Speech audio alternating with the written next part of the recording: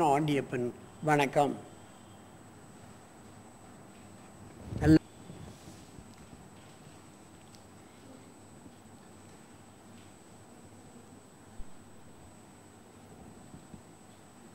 என் இனிய உலகத்தமிழ் மக்களே, தாய்மார்களே, பெரியோர்களே, சிறார்களே, என் அருமைச் சீடர்களே, யோக நண்பர்களே, யோக விரும்பிகளே, உங்கள் அனைவருக்கும் என் இனிய காலை வணக்கம். கலைஞர் தொலைக்காட்சி நிகழ்ச்சியில் நலமுடன் வாழ என்னும் பிரிவில் யோகாசனத்திற்கு அதிகாலை வேளையில் மிக முக்கியத்துவம் கொடுத்திருக்கிறதை என்பதை நீங்கள் அறிவீர்கள்.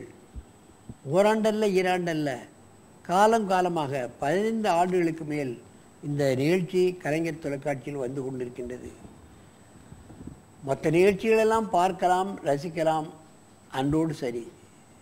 இந்த நிகழ்ச்சி மக்களுக்கு நன்மை செய்யக்கூடிய பயிற்சி, அவர்களாகவே டாக்டர்களாகக்கூடிய பயிற்சி, நோய் வராமல் இருப்பதற்கான பயிற்சி, ஆயுளை அதிகரிக்க செய்யக்கூடிய பயிற்சி. நமது முனிவர்களெல்லாம் இதை பயின்றுதான் 10,000 ஆண்டுகள் உயிர் வாழ்ந்ததாக இலக்கியங்கள் கூறுகின்றன. அத்தனை ஆண்டுகள் வாழாமல் அவர்களால் நமது யோக இலக்கியங்களையும் மருத்துவ நூல்களையும் வானசாஸ்திரம் தேகசாஸ்திரம் போன்றவர்களையும் தர முடியாது. திருக்குறள் திருமந்திரம் எல்லாம் தரவே முடியாது. கண்டிப்பாக அவர்கள் 10,000 ஆண்டுகள் வாழ்ந்திருக்கணும். அதுபோன்ற நூல்கள் இப்பொழுது கிடையாது, எழுதலை, அதை மாற்றவும் முடியாது.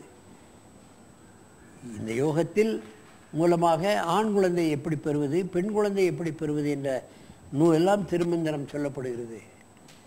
ஏன் நமக்கு குழந்தைகள் ஊமையாக பிறக்கிறது, குருடாக பிறக்கிறது, செவிடாக பிறக்கிறது, சைக்காட்ரிக்காக பிறக்கிறது, இவையெல்லாம் உலகத்தில் இதுவரை கண்டுபிடிக்க முடியாத விஷயங்கள்.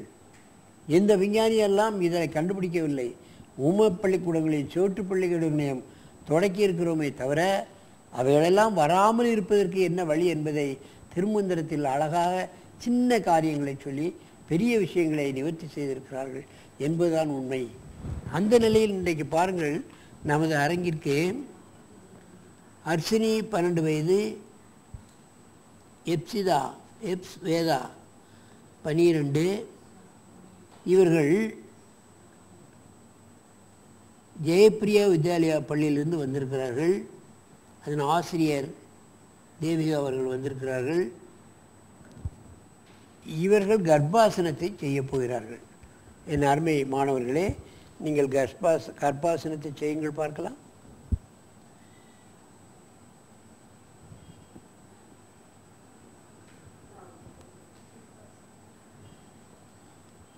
அனாசாயமாக செய்கிறார்கள், அதைத்தான் கவனிக்க வேண்டும். அவர்கள் முகத்திலே எந்த விதமான சலனமும் கிடையாது. எவ்வளோ நேரம் வேண்டுமானாலும் இந்த ஆசனத்தை செய்யலாம் என்று சொல்கிறார்கள். கர்ப்பாசனம் என்றாலே பெண்களுக்கு ரொம்ப முக்கியமான ஆசனம். இப்பொழுதெல்லாம் கர்ப்பப்பையில் பெண்களுக்கு நிறைய பிரச்சனை வந்து விடுகிறது. மாதவிடாய் தொல்லைகள், கர்ப்பப்பையிலே எத்தனையோ பிரச்சனைகள் வந்து விடுகிறது.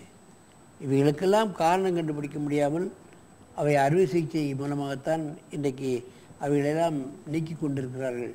சில நோய்களுக்கு கர்ப்பப்பையை எடுத்து விடுகிறார்கள். இவைகளெல்லாம் தேவையில்லை. இதுபோன்ற ஆசனங்களை அறகுறையாக செய்தாலும் கூட முழுமையான பலன் உங்களுக்கு கிடைக்கும். எந்த வயதிலும் செய்யலாம்.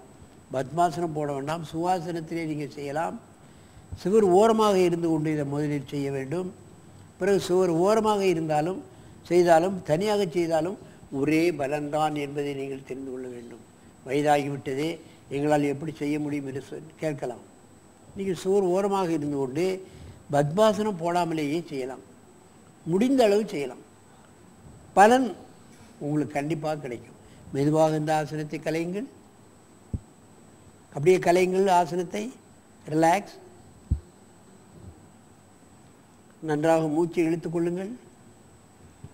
இப்பொழுது இந்த ஆசனத்தை ஒருவருக்கொருவர் நேராக பார்த்து கொண்டு செய்ய வேண்டும். அப்படியே டேர்ன் பண்ணு.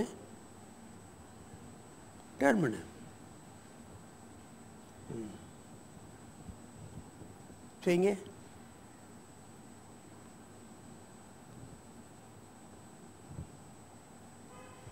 கையை என்ன எப்படி வைக்க சொல்லியிருக்கேன்? கை எப்படி வையே, திருப்பி கையை கன்னத்தை பிடிக்கிற மாதிரி செய்யணும்.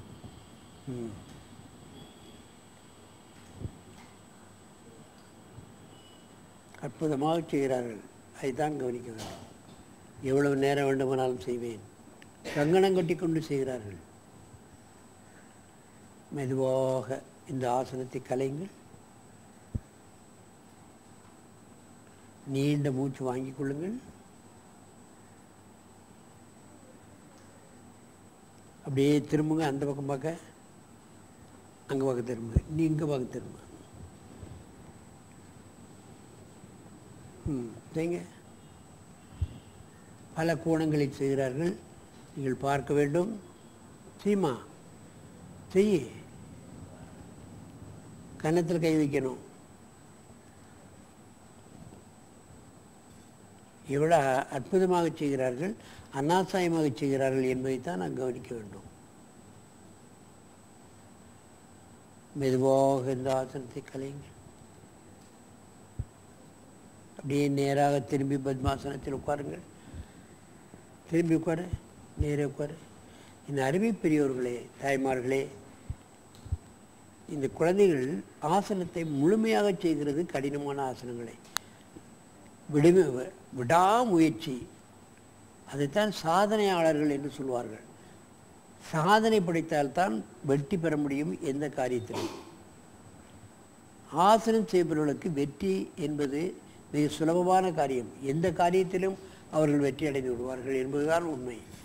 ஆகவே இது போன்ற ஆசனங்களை காலையிலும் மாலையிலும் மாணவர்கள் பருவத்திலேயே ஆண் மாணவர்களுக்கும் பெண் மாணவர்களுக்கும் கற்றுக் கொடுத்து அவர்களை நோயற்ற வாழ்வே குறைவற்ற செல்வம் எனும் பேற்றினை பெற்று பல சாதனைகளை படைப்பதற்கான வழிமுறைகளை நாம் அவர்களுக்கு கற்றுக் கொடுக்க வேண்டும் என்று கேட்டு உங்களிடமிருந்து விடைபெறுவது ஆசனா ஆண்டியப்பன்.